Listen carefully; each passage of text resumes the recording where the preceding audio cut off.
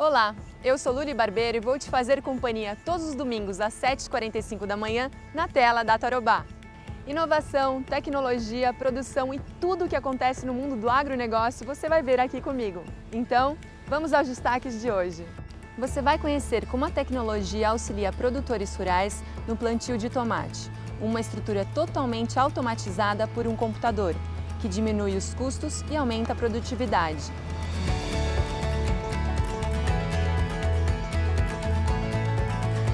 Vamos dar um giro e conferir como está a colheita de soja no norte do Paraná e quais as perspectivas de colheita do estado.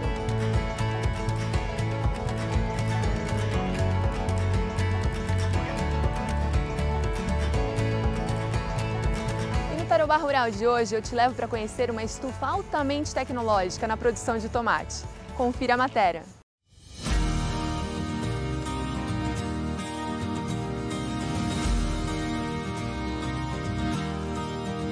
A tecnologia está presente também no campo. Toda a estrutura é automatizada e toda a produção de tomate é controlada por um software israelense.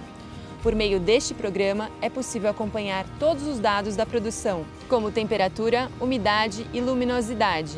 Através deste programa, é possível liberar a quantidade exata de nutrientes segundo as necessidades de cada planta.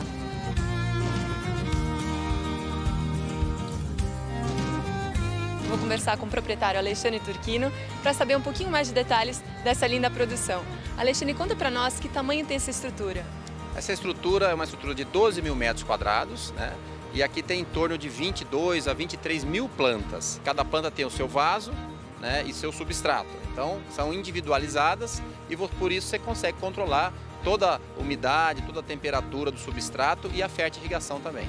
Quantas pessoas tem trabalhando hoje nessa estrutura? Em torno de 15, na época da safra um pouquinho mais, 18 pessoas, né? Então aqui até eu costumo dizer que essas plantas são atletas de alta performance, né? Porque a gente dá toda a quantidade, a qualidade e o clima ideal para ela produzir e crescer, né? E a maioria das pessoas que trabalham aqui são mulheres, né? Porque a gente quer aqui uma delicadeza para lidar com a planta. Então praticamente uma jardinagem aqui que a gente faz. E quais as vantagens de ter uma estrutura tecnológica? As vantagens é você ter o tomate o ano inteiro, independente do inverno, do verão. Você vai produzir com mais sabor, com mais quantidade, né? E o ano inteiro. Então você não fica, você pode vender, você pode produzir uma quantidade quase anual, sem altos e baixos, né?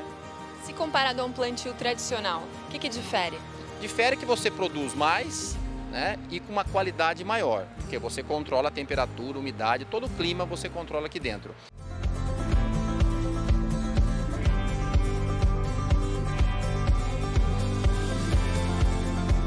A gente tem um manejo biológico, né? Então a gente solta vespa, a gente faz a parte ecologicamente correta o manejo dessa estufa, né?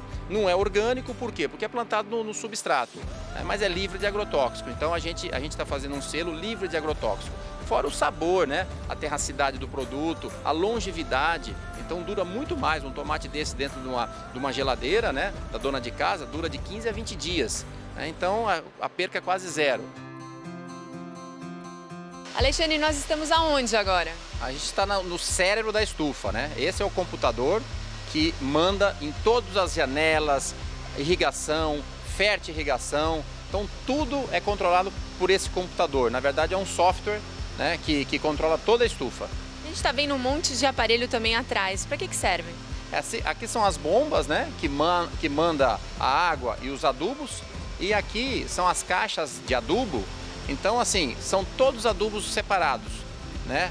Nitrogênio, fósforo, potássio, os micronutrientes. Então, o computador formula de cada 5 em 5 minutos a fórmula ideal para o momento, né? Então, se está nublado, se está com muito sol, se está calor, com umidade. Então, ele pega todos os dados, né? Nós temos uma estação meteorológica fora e dentro da estufa. Então ele pega todos os dados e a partir daí ele formula a adubação ideal.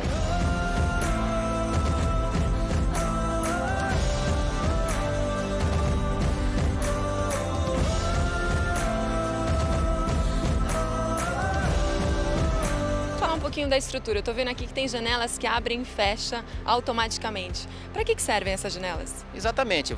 Essa janela é controlada tudo pelo computador, né, que a gente já viu lá atrás, e você consegue controlar a temperatura, né? Porque vamos supor, está muito frio, ela fecha a janela, está muito calor, ela abre a janela, na quantidade certa de graus, né? Então vamos supor, você quer mudar a temperatura dentro da estufa, o computador vê a direção e a velocidade do vento, e daí ele abre a janela na tantos graus, de um lado, abre tanto de uma janela de um lado, fecha do outro, para manter essa temperatura constante, a temperatura e a umidade ideal. E hoje a gente está vendo aqui um desbaste, é isso? Exatamente, a gente está vendo um desbaste aqui, porque esses produtos aqui já estão prontos, né? Só falta amadurar. Então por isso que tira a folha para ele chegar, para ele amadurar. Então aqui em cima não, porque ainda eles estão crescendo. Então é um manejo que o pessoal faz, toda semana tem que fazer esse desbaste. Qual que é o ponto certo da colheita do tomate? O ponto certo é quando ele começa a abrir cor. Vamos dar um exemplo aqui, ó. Aqui, ó, esse tomate aqui, ó, que a gente fala, começa a abrir a cor, ó. Então esse ponto aqui, ó, que ele começa a ficar vermelhinho aqui, o que acontece? Você já pode colher ele, que ele vai ficar vermelho, entendeu? Então ele vai amadurar na quantidade certa. Então como a gente vai entregar, demora uns 2, 3 dias para chegar no consumidor, então a gente colhe dessa maneira para chegar no consumidor uma cor ideal.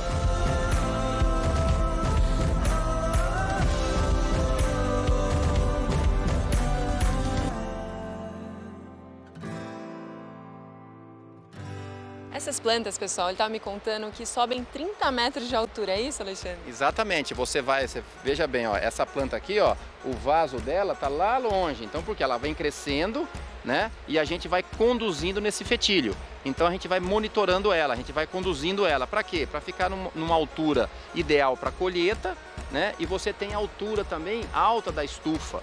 Então por isso que a gente consegue levar essas plantas aqui durante aí 4, 5 meses, né, de produção. E então por isso a longevidade da produção. Esse aqui é um pé, por exemplo, que ele começa lá na frente, né? Exatamente, esse pé aqui, se for ver, ele tá lá, vai estar, sei lá, uns 10 metros de distância daqui, né? Então a planta, como a gente é uma planta geneticamente ideal para a estufa, então você dá a adubação no substrato, ela consegue puxar essa adubação e levar no ponteiro, que é onde vai produzir o tomate, é onde vai florescer e vai produzir o tomate.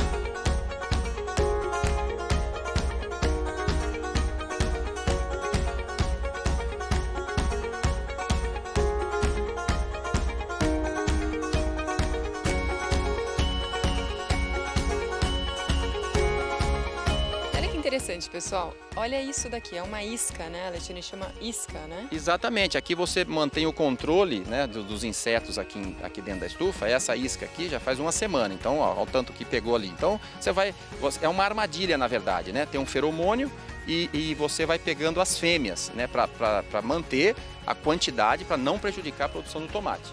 Então, você mantém uma certa quantidade que ela não prejudica, né? Uma armadilha, na verdade, atrai os bichos para entrarem aí e fazer com que haja esse controle biológico. Perfeito, é uma armadilha que ela pousa ali, ó, ela cola ali, tem uma cola, né? Então ela cola ali e não sai. Falar um pouquinho do investimento que você teve aqui na estufa. Quanto tempo de retorno tem esse investimento? Olha, eu fiz um projeto ABC no Banco do Brasil, né, que é a agricultura de baixo carbono. Então essa estufa cai como uma luva nesse projeto. O que é esse projeto? É você produzir com menos espaço, né? Então você tem alta produtividade e em menos espaço. Então aqui a gente tem 1 hectare, produz relativamente 10 vezes mais do que uma produção normal, né, numa estufa normal. A gente fez esse financiamento e pagou em 5 anos, ela se paga, que é o projeto do financiamento ABC. Como vocês conseguiram viabilizar essa parceria com o Mufato? Sim, essa parceria é muito importante a venda, né? Então não tem coisa melhor do que o produtor, né, que tem a origem do produto, vender direto para o mercado, nesse caso o Super Mufato. Então a gente fez uma parceria que toda essa produção aqui vai para a rede Mufato. Então ele tem a segurança de produção e a gente tem também a segurança de entregar para uma rede de referência na nossa cidade, né? Então a gente está muito feliz com essa parceria e já fazem em torno de 5, 6 anos que a gente vende toda a produção para a rede Mufato, que está indo muito bem.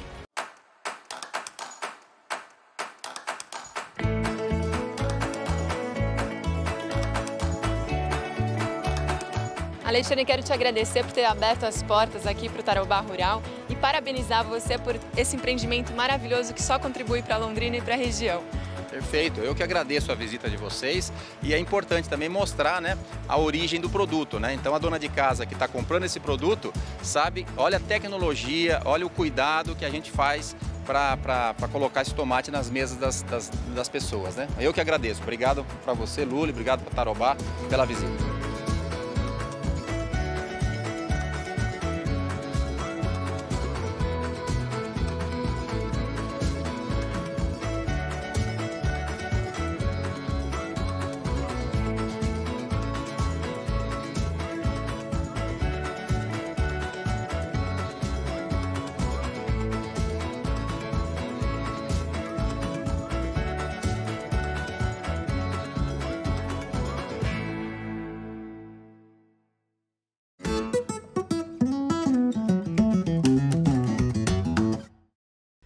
A arroba do boi fechou a semana em Londrina a R$ 200, Maringá R$ 190, Campo Mourão a R$ 197. A arroba da vaca fechou a semana em Londrina a R$ 175, em Maringá R$ 170 e em Campo Mourão R$ 183.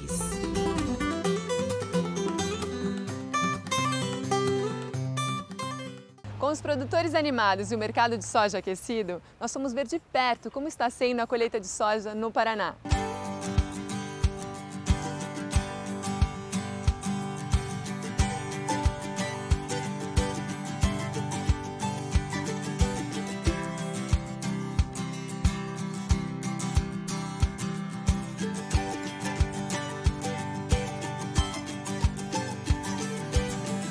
O Tarobá Rural veio à fazenda Nossa Senhora de Lourdes para saber como é que está sendo a colheita de soja. E para isso eu vou conversar com o Pedro Favoreto. Pedro, conta para nós como é que está sendo a colheita de soja esse ano de 2020. A colheita nossa acabou atrasando bem. A gente costuma iniciar a colheita no comecinho de janeiro. O ano passado mesmo iniciamos dia 6 de janeiro. Esse ano iniciamos dia 22, 23 de janeiro.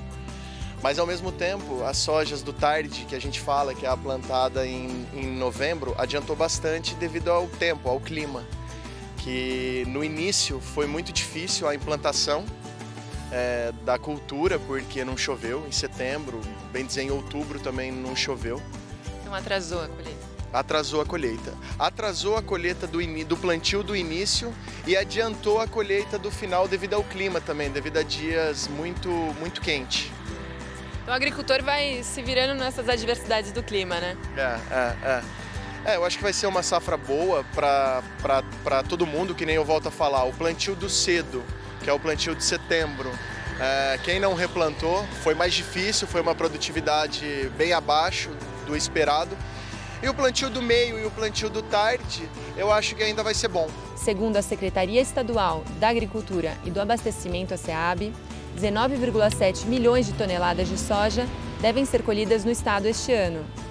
Ainda, de acordo com o órgão, 93% das lavouras de soja no estado apresentam boas condições de desenvolvimento. 6% estão em situação média e 1% apresentam um quadro ruim. A produção estimada da safra de soja em 2019 e 2020 pode chegar a 20,3 milhões de toneladas.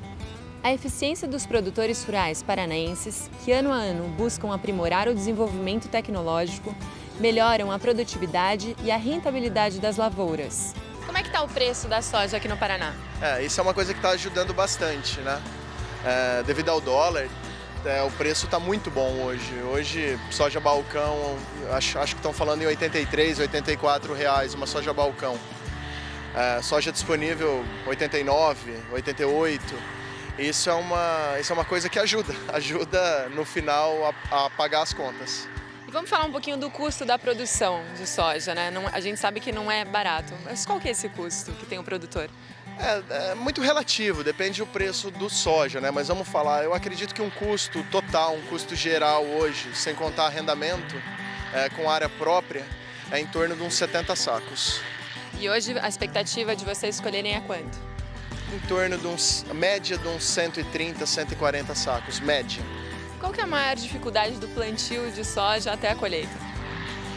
Eu acho que não é questão de dificuldade. Eu acho que uma coisa que é muito importante é a implantação da cultura, é fazer o certo para não ter que replantar e plantar numa época ideal, numa umidade de solo ideal, como um ditado, né? Plantar para nascer. Essa é a maior dificuldade. Lógico, depois tem mais 120 dias que tem que rezar para chover, tem que rezar para parar de chover para conseguir colher. Então é uma dificuldade, é uma guerra, 120 dias de guerra. Mas eu costumo dizer que o plantio acertado é 50%, é meio caminho andado. A gente vê aqui, enquanto o pessoal está colhendo soja, eles também estão plantando, né? Então o produtor rural não perde um dia, né, de plantio. Aliás, 1 minuto, né, Pedro? A janela do milho é uma coisa, como eu volto a falar que esse ano atrasou muito o plantio e obviamente, consequentemente, atrasa muito a colheita, acaba perdendo um pouco a janela do milho. O ideal de uma janela de plantio de milho é até dia 15 de março, aqui, é o ideal. Então a gente está correndo, ver se consegue fechar até nessa janela do dia 15 de março. Eu acho que vai ser difícil. Eu acho que a gente vai acabar entrando no dia 20, 25 de março, que já é um problema. Já pensa em atravessar mais seca, já corre mais risco de uma possível geada. Já é um plantio, safrinha já é um plantio de risco, né? Quando entra em março, o plantio já se torna um plantio de muito risco. E essa soja, depois que colhida, vai para onde aqui? A gente tem os armazéns, né? Aqui em Jaguapitã e em Cambará. Aí de lá processa e de lá vai para Porto, vai para, às vezes, algum comprador interno, algum granjeiro. Mas no meu caso, 90%, 95% eu mando direto para Porto.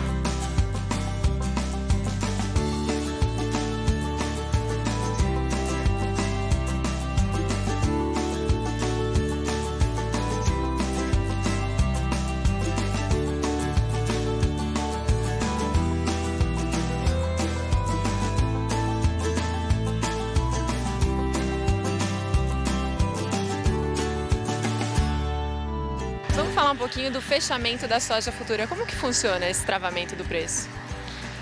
Tem as duas situações, que nem eu acabei de falar. Tem o balcão, né, que trava através das cooperativas ou das compradoras pro produtor que não tem o armazém, que não tem os silos, e tem os que vendem direto. Aí faz contrato.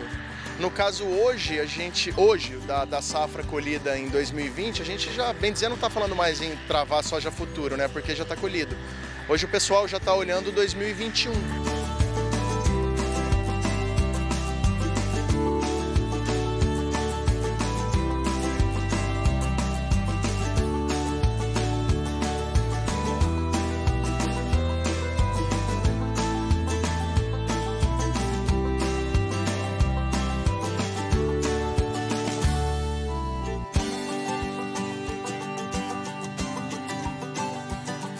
Na tua visão, então, o produtor rural hoje está colhendo bons frutos? Sim, eu acho que eu penso que não é o que nem estão falando uma super safra, mas eu acho que a junção de uma safra boa com um preço bom vai se tornar uma super safra. A gente vai para um rápido intervalo, a gente volta já já com mais informações sobre a colheita de soja.